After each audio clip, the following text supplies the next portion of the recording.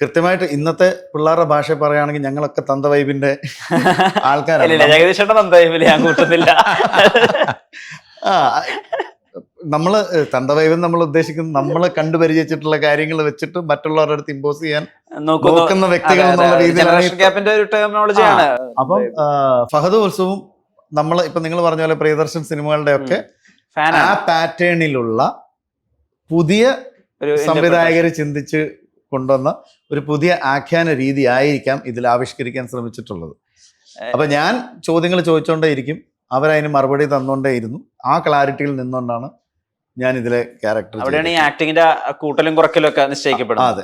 ജഗദീഷ് ചേട്ടാ, ഇപ്പൊ ഇവിടെ ഞാൻ അവരോട് ചോദിച്ചു ഏത് റേഞ്ചിലുള്ള ജഗദീഷ് ചേട്ടനെ ഉപയോഗിക്കാൻ പറ്റുക എന്നുള്ളത്. ഇപ്പൊ നമ്മൾ നേരത്തെ വലിയ ആക്ടേഴ്സിനൊക്കെ പറ്റി പറഞ്ഞിരുന്ന പോലത്തെ ഇപ്പൊ എങ്ങനെ വേണമെങ്കിൽ ജഗദീഷ് ചേട്ടനെ ഉപയോഗിക്കാം. നെടുവിനൊക്കെ പണ്ട് ആറ്റിക്കുറുക്കി ഉപയോഗിച്ചിരുന്നു സംവിധായകർ എന്നൊക്കെ പറയുന്നത്. ജഗദീഷ് ചേട്ടനെ ഇപ്പൊ എങ്ങനെ വേണമെങ്കിൽ നമുക്ക് എന്ത് മീറ്ററിലേക്ക് വിടാം.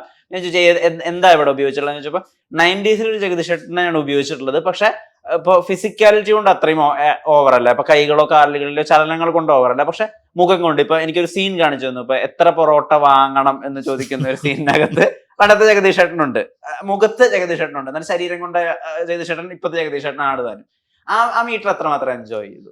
അല്ല, ഇതിനകത്ത് അതില് 90s എന്നോ 2025 എന്നോ ഒന്നും നോക്കാതെ ഹ്യൂമറിന് സാധ്യത ഉള്ളിടത്ത് നമ്മൾ ഹ്യൂമറസ് ആയിട്ട് പെർഫോം ചെയ്യാം. അതിനകത്ത് കാലത്തിൻ്റെതായിട്ടുള്ള അഭിനയത്തിൽ മാറ്റമുണ്ട്. പിന്നെ പ്രായത്തിൻ്റെതായിട്ടുള്ള മാറ്റം, കഥാപാത്രങ്ങളുടെ പ്രായം അതും കൂടെ നോക്കണം. നമ്മളിപ്പോ ഇന്ന് ഞാൻ അപ്പുക്കുട്ടൻ അവതരിപ്പിക്കുമ്പോൾ അപ്പുക്കുട്ടന്റെ പ്രായം കൂടെ കണക്കിലെടുക്കണം. ഇല്ലെങ്കിൽ ഈ പറയുന്ന പോലെ ബോബനും മോളിയും എല്ലാ കാലത്തും ഒരേ പ്രായം എന്ന് പറഞ്ഞ പോലെ അത് പ്രേക്ഷകരെ അക്സെപ്റ്റ് ചെയ്യില്ല. കാരണം കഥാപാത്രങ്ങൾ അവതരിപ്പിക്കുന്നവരുടെ പ്രായം കൂടെ കൂടിയ കാര്യം മനസ്സിൽ ആൾക്കാർ എന്തായിരുന്നാലും അവരുടെ മനസ്സിലുണ്ടാവും. നമ്മളിപ്പോൾ ഒരു 4 പേരും കൂടെ ഒരു പെൺകുട്ടിയെ പ്രേമിക്കാൻ നടന്നാൽ അതിന് കുറച്ചുകൂടെ ലോജിക്ക് കൊണ്ടുവരണം. അന്നത്തെ കാലത്ത് അത് വേണ്ട, ഞങ്ങൾ പൂവാലന്മാരാണ്, ആ പ്രായമാണ്. ഇന്ന് അത് കൊണ്ടുവരുമ്പം ആ പ്രായത്തിലുള്ള പെൺകുട്ടിയായിട്ട് നടന്നു കഴിഞ്ഞാൽ ഇവരെന്തോ ആണ് ഇത് കാണിക്കുന്നത്. ഒരു ചൊല്ലുണ്ട്, കന്ന് കളിച്ചാൽ കൊള്ളാം കാള കളിച്ചാൽ കൊള്ളാമോ എന്ന് ചോദിക്കില്ലേ എന്ന് പറയുന്ന പോലെ. അപ്പൊ അങ്ങനെ ഒരു പ്രായത്തിനനുസരിച്ച് കുറച്ചൊക്കെ അഭിനയത്തിൽ ഒരു കൺട്രോൾ വേണം. അപ്പൊ ഇതിനകത്ത് 90s ഒന്നും നോക്കാതെ ഒരു സന്ദർഭം കിട്ടുമ്പോൾ അതിൽ ഹ്യൂമർ കൊണ്ടുവരാൻ ഞാൻ ശ്രമിച്ചിട്ടുണ്ട്. പിന്നെ ഈ പ്രശാന്ത് പറഞ്ഞ വളരെ കറക്റ്റാ. ഉത്സവം ഫഹദും അവര് ഒരു പ്രത്യേക രീതിയിൽ ചിന്തിച്ചിരിക്കുകയാണ്. അതിനകത്ത് കുറച്ച് ലേറ്റസ്റ്റ് ഉണ്ട്, കുറച്ച് പഴയതുണ്ട്, കുറച്ച് ഇതിൻ്റെ ഇടയിലുള്ള പീരീഡ് ഉണ്ട്. അവർക്ക് വ്യക്തമായ ഒരു ധാരണയുണ്ട്.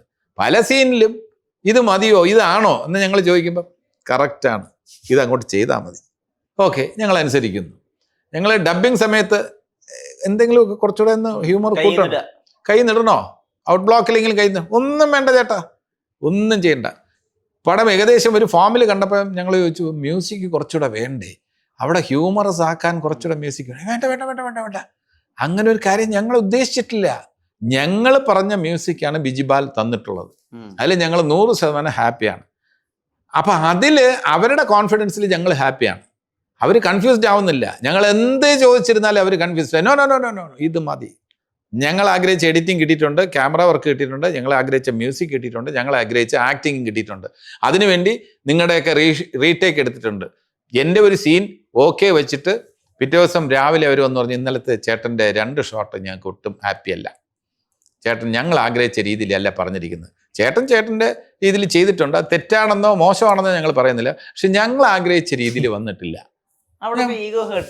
ഇല്ല ഇല്ല ഇല്ല, ഇപ്പോഴും ഈഗോ സത്യസന്ധമായിട്ടും എനിക്ക് ഈഗോ ഹർട്ടായില്ല. ഞാൻ പറഞ്ഞു ഓക്കെ എന്നാ പിടിച്ചോ, ഞാൻ അതൊക്കെ ചലഞ്ചായിട്ട് ഏറ്റെടുക്കും.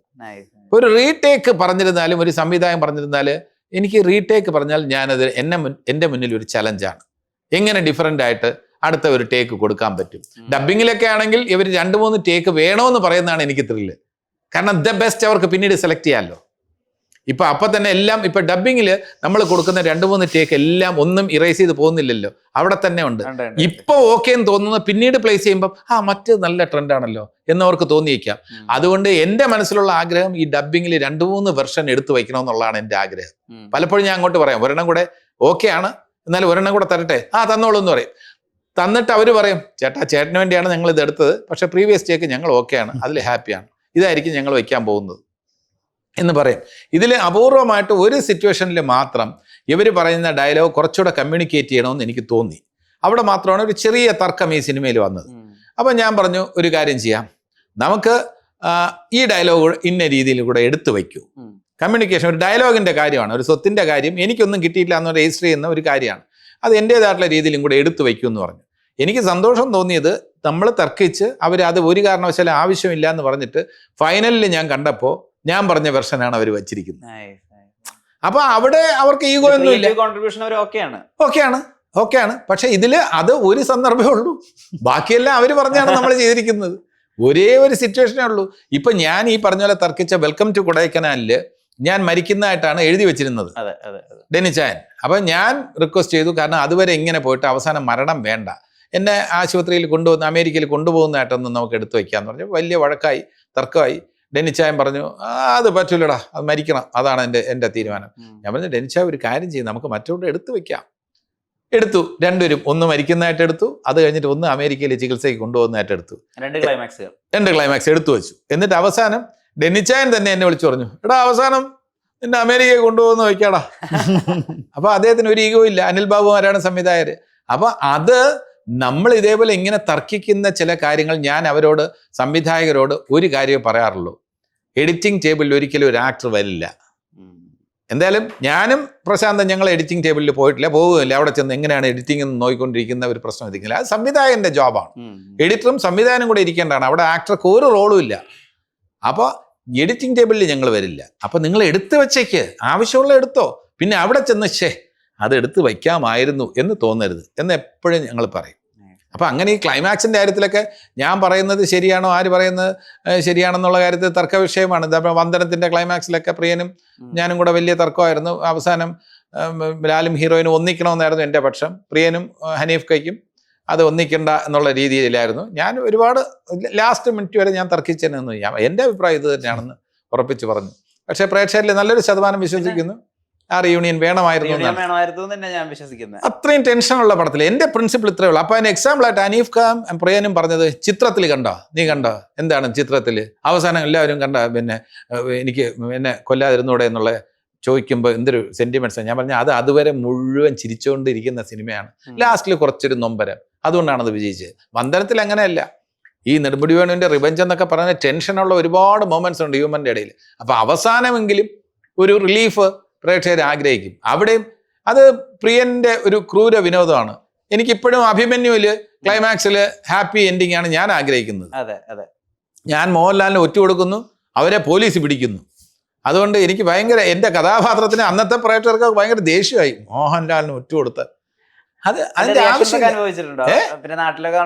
അല്ല, അതിന്റെ റിയാക്ഷൻ ഇല്ല. എന്നാൽ പോലും നമുക്ക് ആവശ്യമില്ലാത്ത ഒരു ടെൻഷനായി പോയി.